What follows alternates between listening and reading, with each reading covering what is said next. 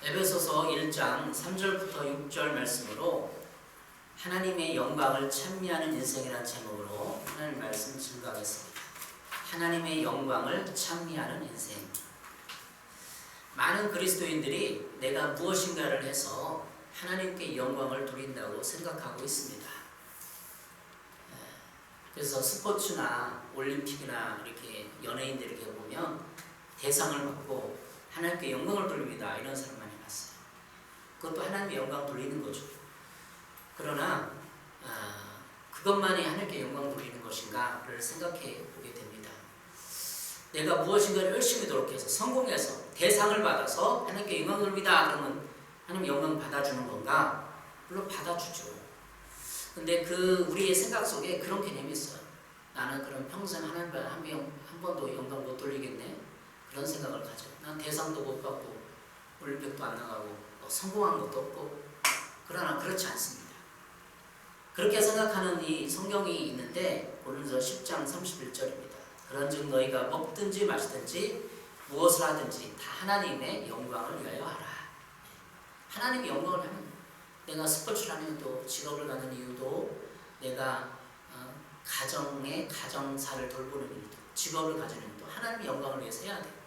근데 대상만 받고 트로피 받으면서 하나님의 영광을 돌리면 되느냐? 그렇잖아. 우리의 모든 삶 속에서 먹든지 마시든지, 먹을 때도 마시든지 하나님의 영광을 위하여 하는 것이 인생의 목적이라는 거죠. 보다 성숙한 그리스도인은 내가 행위와 노력으로 영광 돌리는 것보다 하나님의 위대하심을 알고 그 위대하심을 찬미하는 것만으로도 하나님께 영광을 드릴 수 있음을 알아야 합니다. 내 인생을 하나님이 돌보시고 하나님께서 나와 어떻게 함께 하셨는가를 이해하고 찬양하면서 하나님께 영광을 드러낼 수 있습니다. 다시 말하면 내가 성공해서 하나님께 영광을 돌리는 것도 영광을 돌리는 거지만 하나님 나를 돌보시고 나와 함께 하셨다는 것을 깨닫고 이해하고 간증하고 찬양하면 그게 영광 되는 거예요.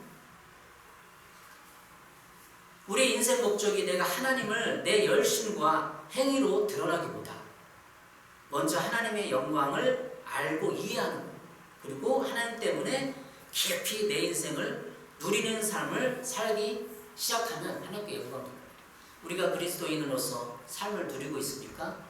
성경에 나와 있는 대로 성령의 열매, 사랑, 희랑, 화평, 오래 참음, 자비, 양성, 기쁨, 평화, 능력 이런 걸 누리고 있냐는 거죠. 이런 걸 누리는 것이 함께 영광 돌리는 거예요. 그러니까 내가 못 누리는 것은 성경에 분명히 있는데도 내가 그렇게 살지 못하는 것은 함께 영광이 안 되는 거예요. 늘 낙심하고 우울하고 누구를 미워하고 증오하고 적개심 가지고 나를 해코지 하려고 막 원망하고 불평하고 이런 건 함께 영광 돌리는 게 아니에요. 그건 마귀가 좋아하는 거예요. 그럼 어떻게 하나님의 영광을 찬미할 수 있는 인생을 살 수 있을까? 오늘 설교 제목처럼 하나님의 영광을 찬미하는 인생이 될 수 있을까요?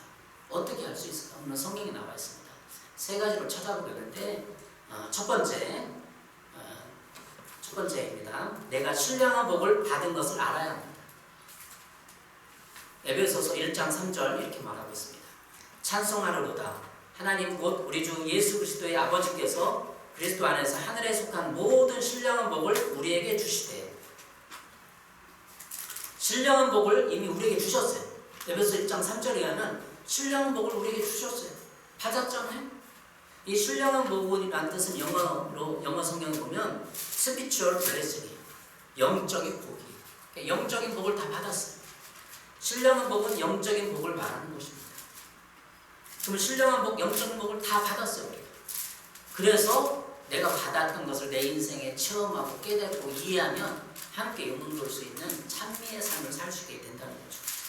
이 땅에 있는 것은 물질과 성공이에요. 모두 다 물질을 추구하고, 왜 물질 없으면 살기 힘드니까 돈을 추구하고 성공을 추구해요. 이런 것도 복의 개념에 속하지만 무엇보다도 하늘의 신령한 복, 영적인 복을 우리가 받았다는 것을 알아야 합니다. 예수님을 믿으면 우리의 모든 죄가 사함받습니다. 그래서 우리는 죄를 인정만 하고 회개하면 그 죄가 사라집니다. 이것이 하늘에 속한 영적인 복입니다. 우리가 이 세상에서 부모 사이 간에, 어떤 가족 간에, 직장에서 죄를 범해요. 그러면 그 죄를 용서해 줄까요? 안 용서해줘. 1,000만 원 띄어먹었다. 안 그래요. 그 감옥에 가라고 그러지. 돈 내놓으라고. 이 세상에서 법을 안 지킨 죄를 범하면은 감옥에 집어넣고 그래야만 되는 거죠.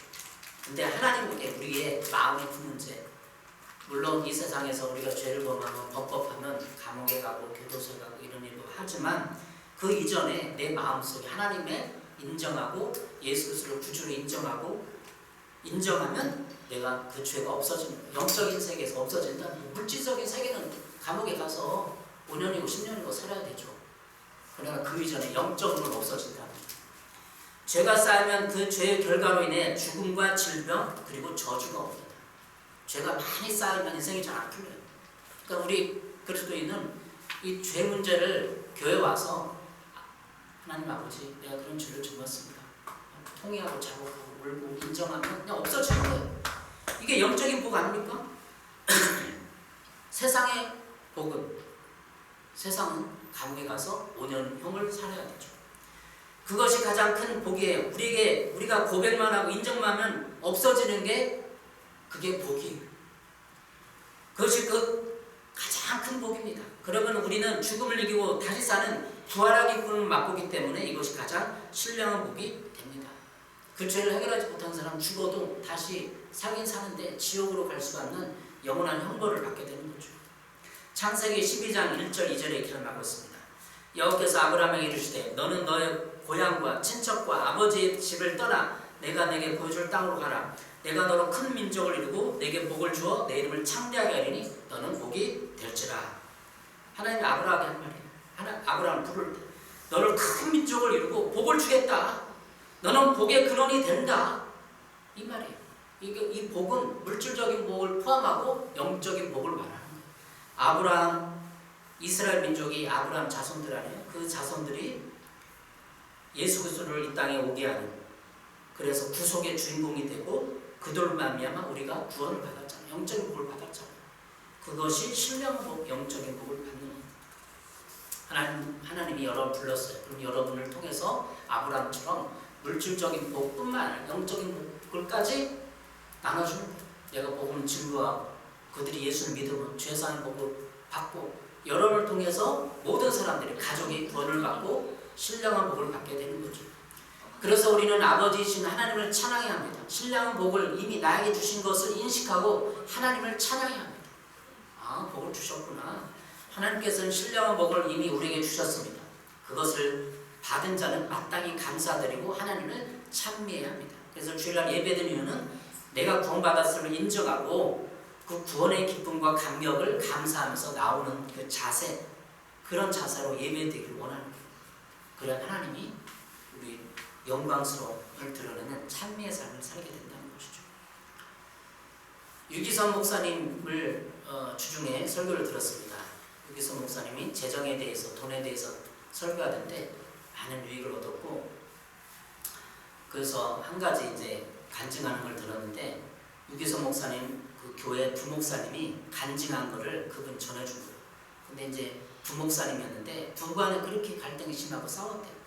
다시 목사가 싸우면 안 되지 하면서 결단하고 1년이 가고 2년이 가고 이제 안 돼. 도저히 부부 내가 아무 결단 안 된다는 거예요. 그래서 하나님께 기도했대. 하나님, 내가 다시는 부부 싸움하면 내 사례비 월급 전부를 하나님께 드리겠습니다. 그렇게 했다는 거죠.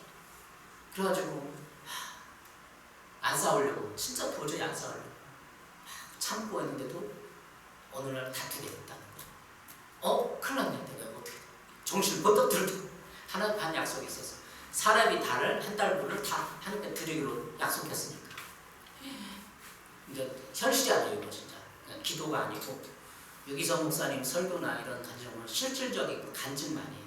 그래서 그분도 이제 그렇게 결단을 했나 보죠. 사례를 들었대. 한 달치. 그러니까 월급이 없는 한 달치. 어떻게 살아가요? 먹을 게 없이. 정신이 뻗쩍 드는 거예요. 싸우면 안 되겠다. 그런데 그 부목사님 간증하기를, 전해주기를 자기 아들이 맨날 아팠대. 병원에 입원하고 뭐 하고 그랬는데 그렇게 헌금을 드리고 나니까, 한 달치 사례를 드리고 나니까 병이 싹 없어졌대. 신기하죠? 두 가지 그러니까 이게 지금 재정에 대한 내용인데 재정을 풀어가기 위해서 부목사도 목사도 힘들어한다 그런 내용의 예화였는데 그 간증을 하더라고요.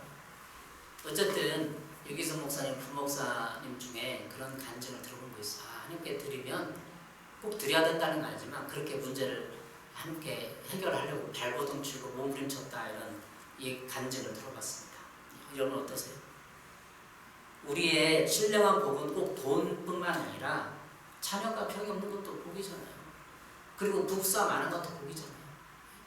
얼마나 서로 부부가 한 목숨으로 사랑하고 그게 복이니까 그 복을 받는 여러분 되길 바랍니다. 두 번째, 우리가 하나님의 영광을 찬미하는 인생을 살기 위해서 어떻게 살아야 되냐. 두 번째, 창세전에 우리를 택하시고 사랑해 주셨다는 걸 알아야 합니다. 창세전에 4절입니다. 곧 창세전에 그리스도 안에서 우리를 택하사 우리로 사랑 안에서 그 앞에 거룩하고 흠이 없게 하시려고. 창세전에 세상이 만들어지기 전에 예수님 안에서 우리를 택하셨다는 거예요. 창세전에 우리를 택하시고 사랑해 주셨어요. 창세전에 이미 김종만을 택해 주시고 사랑해 주셨어요.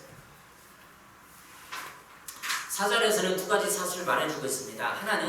하나님은 창세전에 우리를 택해 주시고 사랑해 주셨다는 것, 그리고 하나님은 하나님 앞에 우리를 거룩하고 흠이 없는 사람이 되게 하셨다는 것입니다. 표준 세번역은 4절 이렇게 기록하고 있습니다. 하나님께서는 우리를 사랑하셔서 하나님 앞에서 거룩하고 흠이 없게 하시려고 창세전에 우리를 그리스도 안에서 택하여 주셨습니다. 창세전에 우리를 택해 주시고 이미 사랑해 주셨다는 거예요.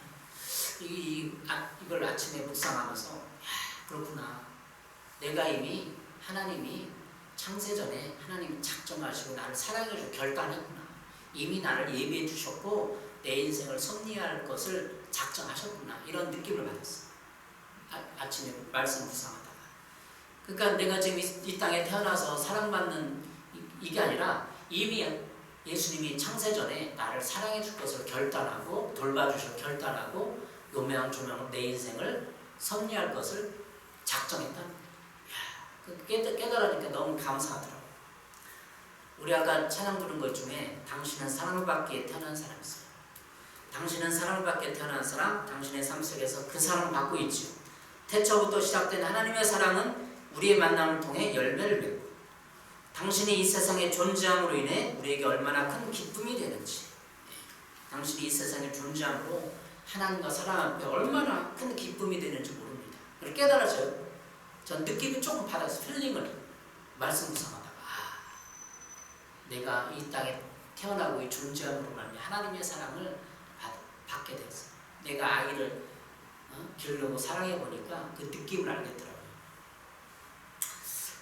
당신은 사랑받게 태어난 사람 가사 중간에 이런 말이 있습니다. 태초부터 시작된 하나님의 사랑은 우리의 만남을 통해 열매를 맺는 거예요.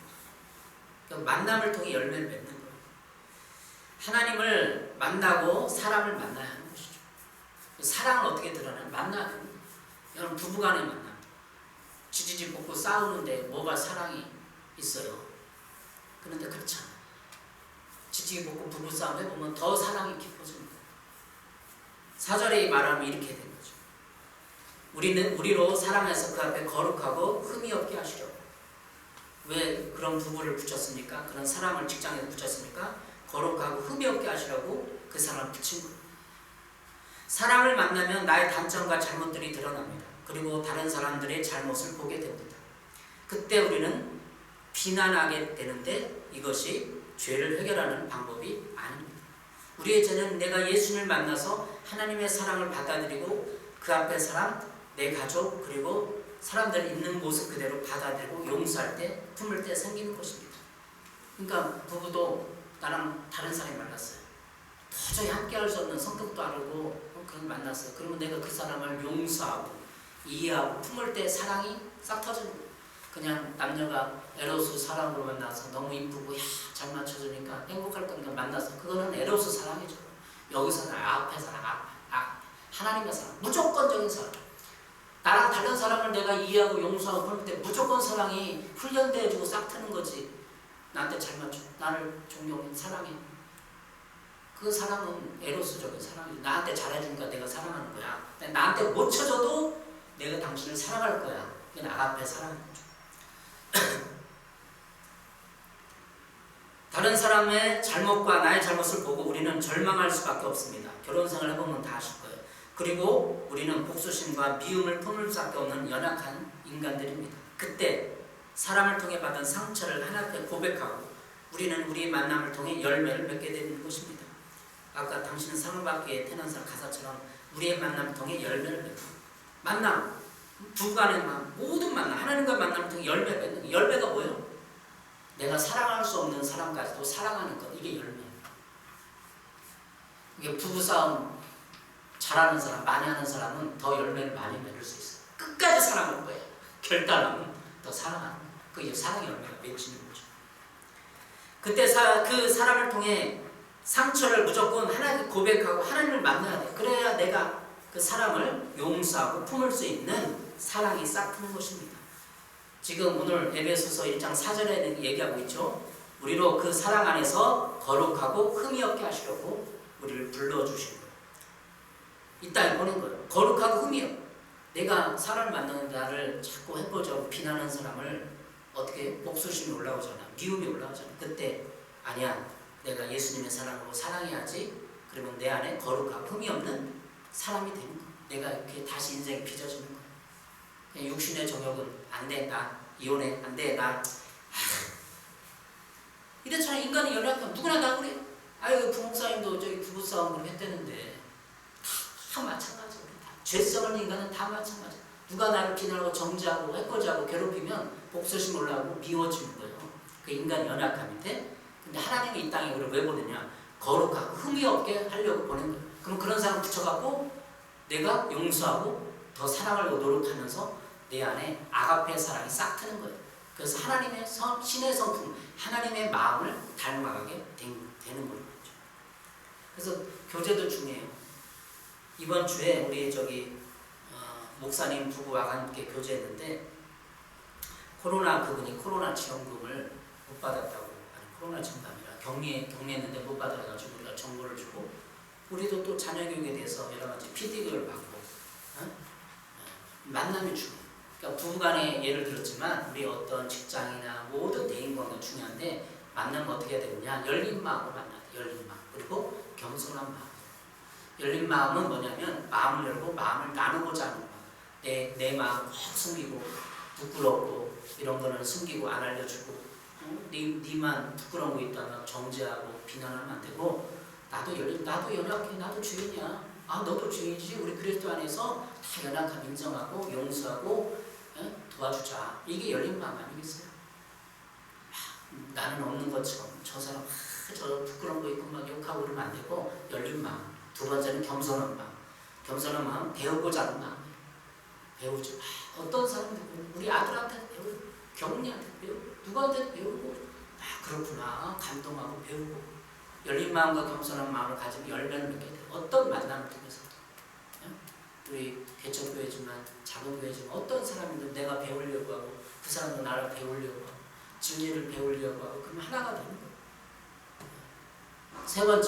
세 번째 하나님을 찬미하는 인생을 어떻게 살게 되느냐. 세 번째는 하나님은 우리를 하나님의 자녀로서 삼으시고 하나님의 영광스러운 은혜를 찬미하게 하려고 하신 것을 알아야 합니다. 우리를 자녀 삼으시고 하나님의 영광스러운 은혜를 찬미하게 하는 거죠. 에베소서 1장 5절 6절은 세 가지 사실을 말해줍니다. 첫 번째는 하나님은 하나님의 뜻을 따라 나를 예정하셨다. 예정. 하나님은 나를 아들로 삼아주셨다. 자녀로 삼아주셨다는 거죠. 그리고 세 번째는 나를 자녀로 만들어준 이유는 하나님의 영광스러운 은혜를 찬미하게 하려 하는 것이다. 나를 이 땅에 자녀로 아들로 삼아준 것은 하나님의 영광스러운 은혜를 찬미하는 거예요. 5절 6절을 이렇게 세 번역 성경 읽어보겠습니다. 그리고 하나님의 기뻐하신 뜻대로 예수 그리스도로 말미암아 우리를 하나님의 자녀로 예정하셔서 하나님의 사랑하시는 아들 안에서 우리에게 거저 주신 하나님의 영광스러운 은혜를 찬미하게 하셨습니다. 하나님의 아들 안에서 거저 주신 하나님의 은혜를 찬미하는 거저 죄 사함의 것도 우리 거저 주는 거 아니에요? 내 인생에 부모님 거저 준 거. 누가 이 땅에 부모님이 하나님 은혜라고 생각해요. 거저 주고 친구도 거저 주고 그 공기도 거저주고 내 건강도 거저주고. 많이 우리 가정 들어갔잖아요. 암 환자들 얘기 들어보면 암 딱 선고받으면 내 인생은 내 게 아니야. 금방 깨달아지는 것처럼 거저받은 거야. 생명도 시간도 거저준 거야. 이걸 깨달을 줄 알아주는 게 신령한 복을 받은 거예요. 이해되는 거죠. 여러분 인생 거저받다고 생각해요. 나는 흑수저인데 불평만 하고. 아니 저도 흑수저예요. 부모님 지금 돌아가셨고. 근데 저는 제 인생을 그렇게 해석하잖아요. 부모님 지금 돌아가셨고 누가 등록금도 안 대주고 우리 여기 형제님도 알지만 저는 등록금 제가 해결했어요. 학교 4년 동안 대학원도 다 제가 해결했어요. 대출도 받고 부모님 있는 사람은 다 부모님이 대주고. 흑수저잖아요. 흑수저. 근데 제 인생을 어떻게 해석하냐면 하나님 은혜다. 내가 돈도 없는데 어떻게 신학대학 4년을 다니고 대학원까지 다녔느냐. 이렇게 해석하는 거예요. 그게 은혜지. 누가 부모님 있어갖고 막 피땀 흘려서 대줘갖고 부모님 잘 만났으니까 난 대학도 그냥 꿈으로 다니고. 그러니까 내 인생을 해석하는 게 어떻게 해석하는 게 은혜라는 거죠. 그 하나님의 방식대로 하나님의 뜻 가운데 신령한 복으로 해석해야 내가 감사가 나고 은혜를 받는 거예요. 오늘 5절에 보면 이렇게 말하고 있습니다. 예수 그리스도 말미암아 우리를 하나님의 자녀로 예정하셔서. 이 예정은 한자로 미리 정해졌다는 뜻입니다. 영어 Be predicted us. 예정은 하나님께서 구원의 목적인 그리스도뿐만 아니라 구원의 역사에서 나타나는 모든 것을 정하셨다는 거예요. 그러니까 김종만이 구원받기 위해서 어느 교회로 가고 어떤 사람을 붙일 것이 하나님이 대략적인 윤곽은 이미 정해놨다는 거예요. 그게 예정이에요. 예정. 세밀하게는 아니지만 때에 따라 상황 가운데 하나님 붙이기도 하고 이렇게 교회에 보내자면 하나님이 김종만은 이렇게 쓸 거야. 이미 정해놨다는 거야. 사도 바울 그러잖아요. 사도 바울 하나님이 너는 이방을 위한 사도다 라고 말해주잖아요. 이방을 위해서 이미 사도 바울을 택해놓은 거예요. 하나님은 너무 사랑이 크셔서 우리를 사랑하기로 예정하신 것입니다. 너무 사랑하게 우리 인생을 돌보시고 지옥에 보내지 않기로 이미 작정하신 거예요. 그게 사랑이에요. 그러니까 하나님의 예정이 너 누구를 만나고 누구랑 결혼하나 그런 예정이 아니라 하나님 우리를 너무 사랑하기 때문에 우리 인생을 돌보시고 지옥에 보내지 않기로 작정한 거예요. 이게 핵심이에요. 우리를 지옥에 보내지 않기로 작정한 거예요. 그럼 그 안에서 모든 것을 하나님이 섭리할 수 있어요. 그럼에도 하나님의 돌봄과 간섭에도 하나님을 싫어하고 도망가서 천국의 영생을 삶을 싫어하면 어쩔 수 없는 거예요. 내가 거부하고 나 교회 안 다닐 거야. 교회 다니는 사람 다 도둑 같아. 안 가면 나는 하나님의 예정 그 사랑의 은혜를 못 받게 되는 거죠. 자기가 뿌리치었으니까. 이게 자유지. 로봇가 아니니까 인간은. 그런데 우리가 하나님을 사랑하고 하나님 사랑하기 때문에 하나님 말씀에 순종하면 따르면 하나님이 나를 위해서 일하신 것을 깨닫게 하시고 알게 하십니다. 그래서 하나님이 나를 위해 온 세계 사람들을 위해서 한 일을 깨닫게 되는 것이죠. 하나님이 나를 위해서 한 일을 알고 있습니까? 먼저 예수님의 십자가로 나의 모든 죄를 용서해 주신 것입니다. 나의 죄가 있음을 인정하고 고백만 하면 그 죄가 없어지는 것입니다. 그러면 그 자녀는 하나님 앞에 간구하거나 기도하는 특권을 받게 되는 것이죠. 그리고 하나님의 영이신 성령님 우리 마음에 오셔서 우리를 돌보시고 위로하시는 은혜를 받습니다. 그리고 먼저 내가 교회 와서 은혜 받기 전에 하나님 나를 교회로 인도하시기 위해서 많은 은혜를 베푸셨습니다. 그것이 선의 은총이에요. 선의 은혜. 누가 먼저 나를 전도하고 내 마음 속에 하나님에 대한 호기심을 불러일으켰습니다. 이것이 하나님 나를 위해서 한 일이에요. 종교 많이 있지만 내가 기독교 좀 생각을 해보고 깨달아지고 그게 선의 은총이에요. 하나님 우리 먼저 인간에 이면 다 그런 마음을 주시는 거죠. 이제는 예수님을 구주로 인정하고 예수님이 나의 죄를 위해서 죽으신 것을 믿고 고백을 하면 죄가 내 인생에서 없어지면서 생활이 풀어지고 마음이 풀어지고 먼저 내 마음이 풀어져요. 죄책감이 없어지고 불안이 없어지고 두려움이 없어지고 자신감이 생기고 그러면서 내 인생이 풀어지는 것이죠. 로마서 10장 9절 10절입니다. 내가 만일 내 입으로 예수를 주로 시인하며 또 하나님께서 그를 죽은 자 가운데서 살리신 것을 내 마음에 믿으면 구원을 받으리라. 예수님 십자가에서 내 마음에 믿어요. 그럼 구원 받는 거예요. 사람이 마음으로 믿어 무에 이르고 입으로 시인하여 구원에 이르느니라. 내가 믿겠습니다. 하나님, 내가 이제 하나님의 말씀에 순종하고 예수님 나의 구주로 인정합니다. 그러면 시인하면 구원을 받는 거죠. 천국 가는 영원한 구원뿐만 아니라 내 마음이 평안해지고 생활이 풀어지는 생활의 구원까지 여러분의 삶에 있기를 바랍니다. 하나님은 신령한 걸 우리에게 주시고 창세전에 택하시고 이미 사랑해 주셨습니다. 하나님이 우리 자녀로 삼으시기로 예정하셨고 그 이유는 하나님의 영광스러운 은혜를 알게 하고 그것을 찬미하기 위해서입니다. 여러분의 인생을 다시 해석하십시오. 하나님이 영광스러운 은혜를 나에게 베풀었구나. 때마다 일마다. 그래서 나 이렇게 고백을 해요. 나는 복받은 사람이다. 나는 죄사함을 받고 영생을 복을 받았다. 내가 이 세상에 무엇을 무서워하고 두려워한단 말인가? 이렇게 자꾸 되뇌야 돼. 내가 두려워하고 무서워. 한 달치 월급을 헌금하면 나는 먹을 게 없는데 그거 안 내서 봐요. 아들이 병에 고쳐지나. 그렇게 추측할 뿐이죠. 그러니까 그분이 결단하고 내 문제를 끊기 위해서 하나님께 헌금을 드리고 결단하고 하나님을 붙잡는 거. 그것을 하나님 도와주는 거죠. 이렇게 행위를 해야 돼. 내가 하나님 앞에 내가 하나님 뜻대로 살아보겠습니다 하고 뭔가 결단을 하고 기도를 하고 그래야 하나님은 우리의 삶에 개입할 수 있는 기회를 드리는 거예요. 그냥 가만히 있고 그냥 하나님 있나 없나 의심하고 막 이렇게 살면은 그 자리에서 맴돌게 되는 거예요. 내가 하나님께 반응을 해야 되는 거죠. 하나님은 신령한 복을 우리에게 주사 하나님의 영광을 찬미하는 인생을 살게 하십니다. 이제는 여러분의 인생을 하나님을 아버지로 모시고 사는 그것으로 해석하십시오. 나에게 아버지가 있다. 영적인 아버지가 있다. 나는 돌보신다. 하나님 나를 돌보시고 인도하신다. 저는 기도할 때마다 늘 그런 묵상을 해요. 하나님이 있고 나를 돌봐줄 거야. 개척교회를 하나님이 이끌어 갈 거야. 아이고 이거 그게 그 목회자지. 아이고 여기 돈도 안 되는데 어떻게 부럽다. 야 저거 돈이나 벌러가자. 그런 생각 간혹 들었어요. 그렇지만 하나님이 내 아버지니까 이걸 못 돌보시라. 개척교회지만 하나님이 다 채웠어. 예? 이 교회 세도 다 내게 하시고 용돈도 주시고 지난달에는 우리 아들이 뭐 생겼는지 50만 원 한 것을 아들의 이름으로 그 아들이 50만 원 그 아들이 지난달 그래서 재정을 채우고 하나님이 왕이시는 성령님이 늘 나와 함께 하시는 믿고 선포하고 노력해야만 하나님이 도와주는 거예요. 에베소서 1장 18, 19절입니다. 여러분이 마음의 눈을 밝혀주시기를 빕니다. 그래야 하나님께서 여러분을 부르셔서 여러분에게 주신 그 소망이 무엇인지 하나님께서 성도에게 주신 상속의 영광이 얼마나 풍성한지 하나님께서 우리 믿는 사람에게 강한 힘으로 활동하시는 그 능력이 얼마나 큰지를 여러분이 알게 되기를 바랍니다. 알아야 돼. 사도 바울의 기도문이 아니에요? 여러분의 마음의 눈을 밝혀주시기를 빕니다. 마음의 눈이 있어요. 마음의 눈이 영하니 영적인 눈.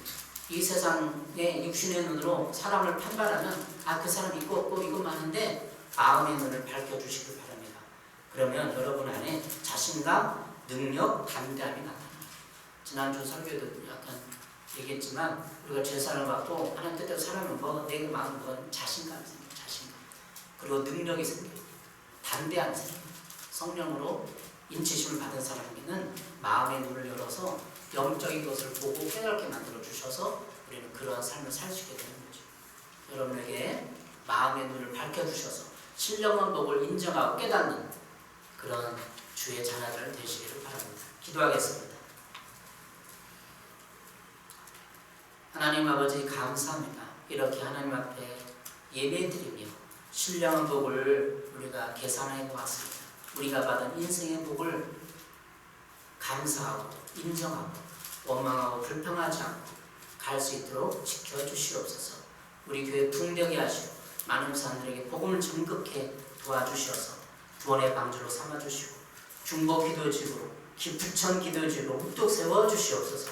주수할 분들을 보내주시옵소서. 예배드린 자마다 회복되고 치유가 일어나게 하여 주시옵소서. 감사하며 예수님의 이름으로 기도했습니다. 아멘.